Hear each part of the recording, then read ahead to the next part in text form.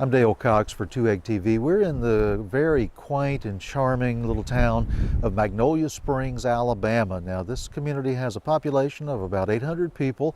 It's located on the Magnolia River. That's the river that you see behind me here. And this river is an outstanding Alabama waterway, and at one point in history was declared to have the purest water in the United States. There's several things that are really unique about this community. First, as you drive around, you're going to notice all the beautiful canopy streets. There are canopy oaks, beautiful old live oaks that arch over the streets of Magnolia Springs. It's only been an incorporated community for about a decade or so, but it's existed here since the 1700s. This community grew from a Spanish land grant. It was originally settled by Creoles who lived in this area of South Alabama. They used the river as a means of commerce.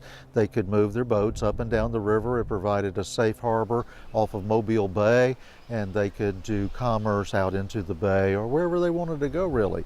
Over time, the community continued to develop. It had an early industrial base. Bricks were manufactured in this area for the building of Fort Morgan, the gigantic masonry fortification that stands out on Mobile Point, not far from where we are by water, but it's a pretty good distance if you try to drive it, because you have to drive in and out of and around all of the little inlets of Mobile Bay.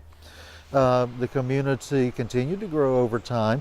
The river was considered to be a major resource. The water here was very pure, and that attracted settlers, particularly after the days of the war between the states, or as our northern friends call it, the Civil War.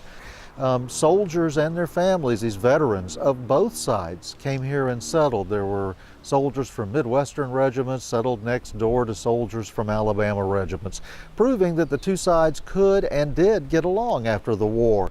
They settled here, they developed a community here, they named it Magnolia Springs for the many springs in the Magnolia River, and it just was a nice place for them to live. Now, there's several things about Magnolia Springs that make it a fascinating place to visit today. Of course, you have the Magnolia River and the springs that give the community its name. You have the beautiful, oak tree lined streets and the canopy roads. The entire historic district is on the National Register of Historic Places, and there's several structures that are individually on the National Register as well. There are places to eat, there's a beautiful bed and breakfast inn and other places to spend the night, or you can just come and explore, for a few hours during the day on your visit to Gulf Shores or Orange Beach or some of the great places along the Alabama Gulf Coast. One final thing about Magnolia Springs that fascinates me, this is the scene of one of the only waterborne mail routes in the United States. The mail boat still comes and still delivers mail here on the Magnolia River of Alabama. If you'd like to learn more about Magnolia Springs, absolutely you can visit 2egg.tv and just search for Magnolia Springs, Alabama. In Magnolia Springs, I'm Dale Cox for 2Egg TV.